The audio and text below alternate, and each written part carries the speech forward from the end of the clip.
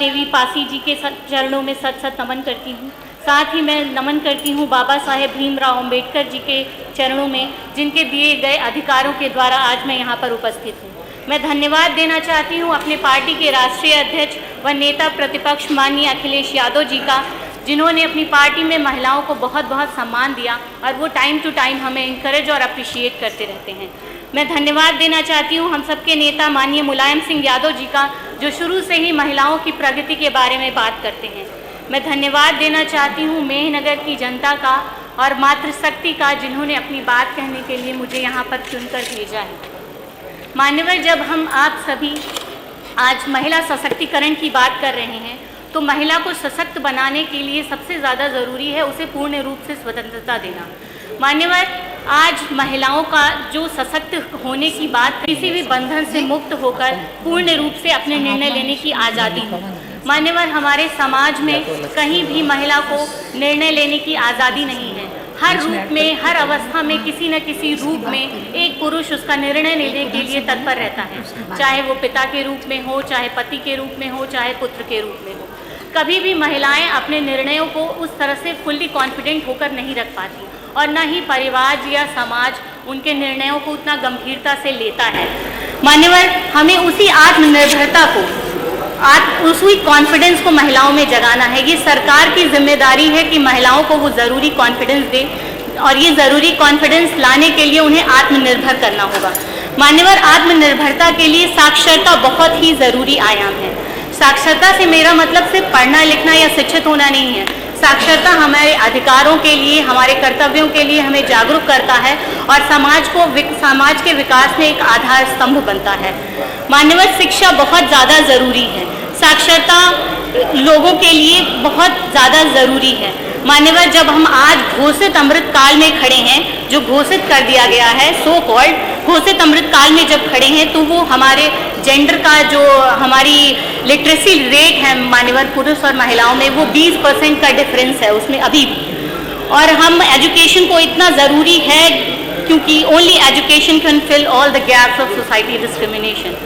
So we have to educate all the women. Pradesh की महिलाओं को शिक्षित करने के लिए, उच्च शिक्षा प्रदान करने के लिए उन्हें सरकार कैसे इनकरेज कर रही है। मान्यवर, क्यों नहीं सरकार उच्च माध्यमिक शिक्षा, उच्च शिक्षाओं में सभी पूरे शिक्षाओं में महिलाओं के लिए 50% शुल्क मुक्त कर देती है। शुल्क मुक्त क्यों नहीं कर देती है पूरी उच्च शिक्षाओं को? उन्हें क्यों नहीं? और ये सरकार सुनिश्चित करे कि उत्तर प्रदेश में जितने भी केंद्रीय विश्वविद्यालय हैं उन्हें भी महिलाओं के लिए पूर्ण रूप से शुल्क मुक्त किया जाए। मान्यवर, उत्तर प्रदेश में 80 सीटें हैं लोकसभा की, इतना फेवर तो मुझे लगता है बनता ही है उत्तर प्रदेश का। वैसे भी मान्यवर, पिछड़े, दलित, वंचित और शोषित समाज की बेटियां उच्च शिक्षा दिलाने के लिए परिवार बड़ी मुश्किल से तैयार होता है और अपनी पूंजी लगाकर उन्हें उच्च शिक्षा प्रदान कराता है। और जब विश्वविद्यालय में 400% फीसें बढ़ जाती हैं मान्यवर, तो सरकार क्या चाहती है? क्या पिछड़ों, दलितों, वंचितों और शोषितों को शिक्षा से दूर करने की साजिश है सरकार की, ताकि हम अपनी आवाज़ ना उठा सकें, आंदोलन ना कर सकें? रोड पे आंदोलन हो रहे हैं, छात्र आंदोलन कर रहे हैं। किसी भी देश की स्ट्रेंथ होते हैं युवा को स्ट्रेंथन करने की बजाय हम और वीक कर रहे हैं।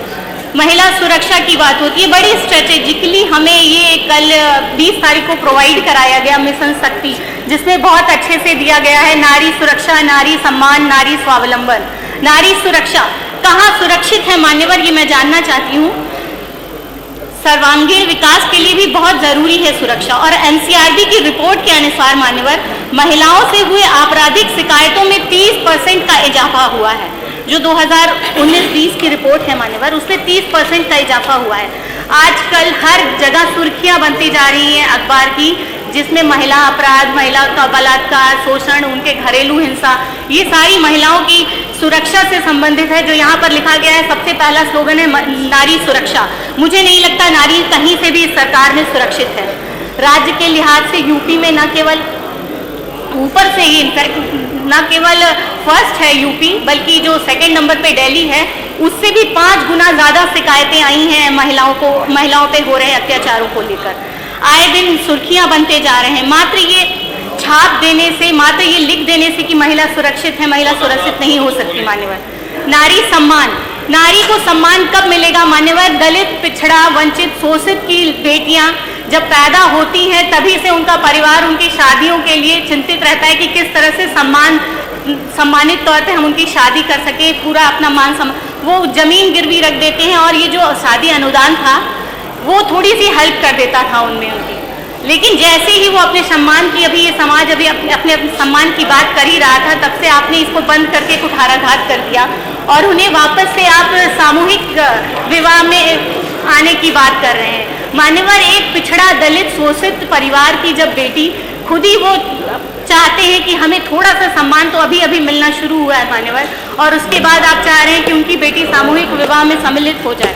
मान्यवर, जहाँ भी देखें आबादी का, चाहे आबादी में हो चाहे वोट देने के मामले में हो, हम पुरुषों से कहीं भी कम नहीं है। तो क्यों नहीं हमें हर जगह हिस्सेदारी भी 50% की दी जा रही? हर फील्ड में हमारी जब भागीदारी 50% की है तो हिस्सेदारी क्यों नहीं है 50% की? महिलाओं को हर जगह, चाहे वो नौकरियां हो चाहे राजनीति, हर जगह क्यों नहीं 50% की हिस्सेदारी दी जा रही है मान्यवर? और इनफैक्ट मैं तो कहूँगी कि वर्टिकली उन्हें कैटेगराइज करके, जिस तरह से कैटेगराइज करके मिलती है आरक्षण, उसी तरह महिलाओं को भी कैटेगराइज करके क्यों नहीं सम्मान देना चाहिए, क्यों नहीं आरक्षण देना चाहिए? पिछड़ा, दलित, शोषित समाज की बेटी का, महिलाओं का उच्च पदों पर होना, आसीन होना बहुत बेहद जरूरी है मान्यवर। स्वावलंबन, यहाँ नारी स्वावलंबन की भी बात कही गई है मान्यवर। इसमें मैं जानना चाहती हूँ सरकार से कि कितनी नारियों को उन्होंने उन्होंने कौशल अपने कितनी प्रशिक्षित किया है कौशल द्वारा उन्होंने अपनी नारियों को, और इतनी ज़्यादा आधी आबादी जब हम हैं तो उसमें बहुत थोड़ी सी संख्या, उनके डाटा के अनुसार बहुत थोड़ी सी संख्या में नारियों को प्रशिक्षित किया गया है, और जितनी प्रशिक्षित किया भी गया है मान्यवर, उन्हें रोजगार से नहीं जोड़ा गया है, वो रोजगार नहीं पा पाई हैं। तो वो नारियां कहाँ से स्वावलंबी हुई मुझे तो नहीं पता चल रहा है मान्यवर। महिलाओं को जो कौशल केंद्र हैं उनमें किस तरह से, और महिलाओं के लिए वर्क प्लेस पर किस तरह से शोषण जिस तरह से हो रहे हैं उनके मान्यवर, इसके लिए सरकार को सोचना चाहिए। औपचारिक ही नहीं, इनफैक्ट अनौपचारिक जो सेक्टर्स हैं, जैसे हमारे घरेलू जो काम करने वाली महिलाएं हैं, और भी बहुत सारे अनौपचारिक सेक्टर हैं, उन पे महिलाओं की सुरक्षा के लिए सरकार क्यों नहीं कुछ करती? और इनमें ज़्यादातर दलित, पिछड़ा, शोषित महिलाएं रहती हैं मान्यवर। मान्यवर, मैं कुछ सुझाव भी रखना चाहूँगी सरकार के सामने कि पुलिस बल में महिलाओं के लिए विशेष भर्ती अभियान चलाया जाए ताकि एक स्वतंत्र महिला पुलिस इकाई का निर्माण हो सके। मान्यवर, यूपी पुलिस बल में महिलाओं को 33%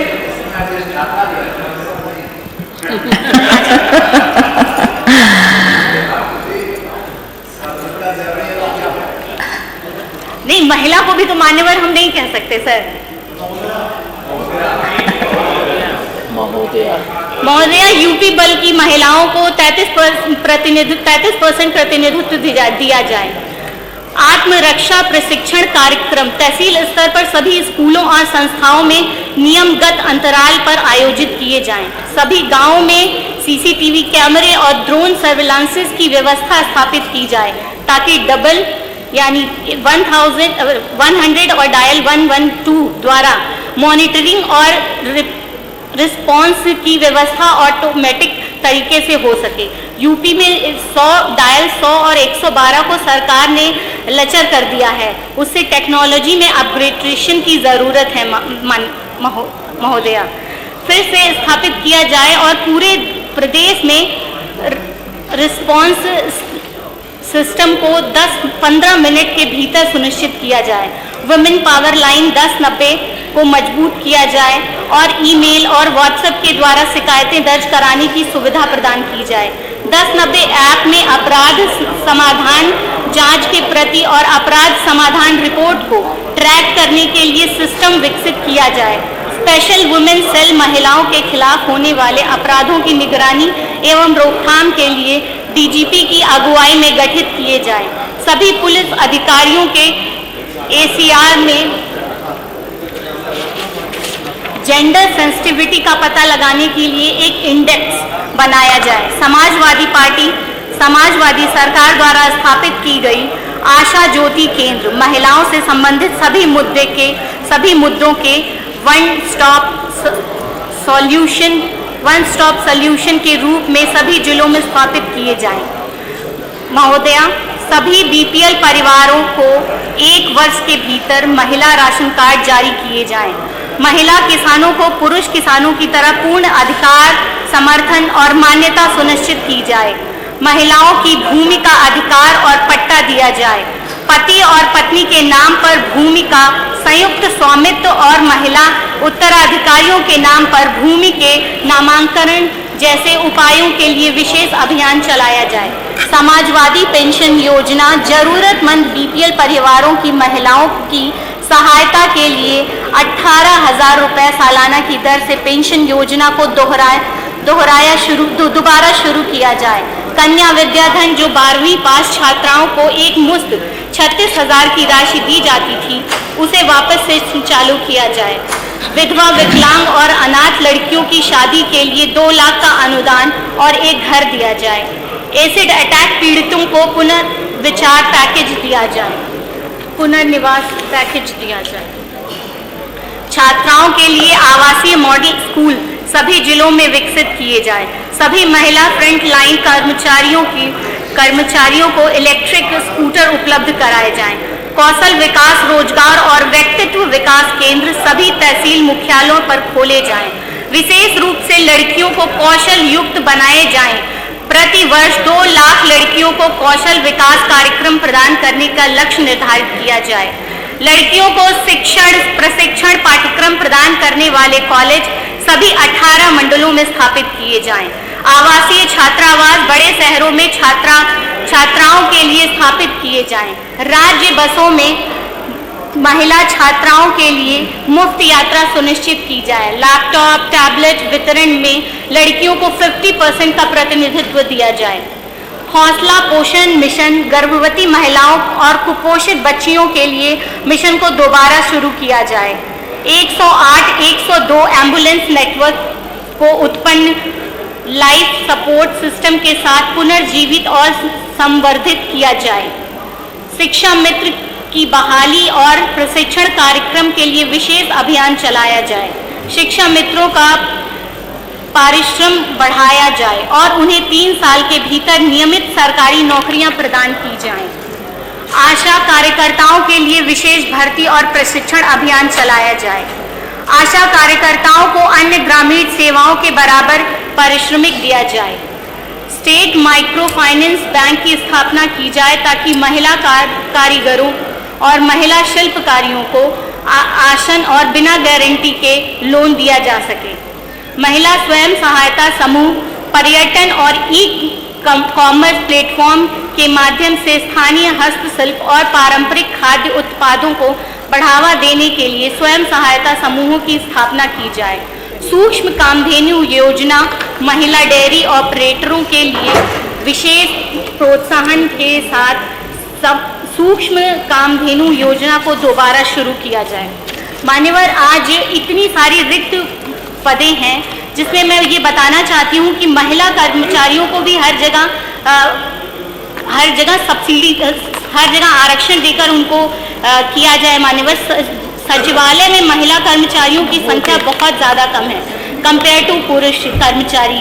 एक रिपोर्ट के मुताबिक मान्यवर सचिवालय में समूह क के जो 529 कर्मी हैं उनमें महिलाओं की संख्या सिर्फ 21 है। इसी तरह समूह ख में भी मान्यवर जो 2437 कर्मी हैं उनके सापेक्ष सिर्फ 410 महिलाएं हैं। इनमें भी मान्यवर हमें महिलाओं को सब्सिडी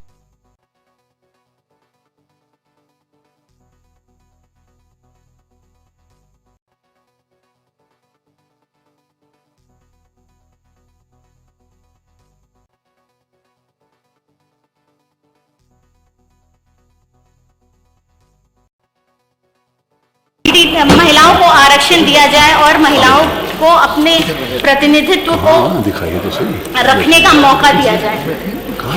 मान्यवर, मैं 2 पंक्तियां कह के अपनी बात समाप्त करना चाहती हूँ। अभी कितने लोग हुए अभी तक?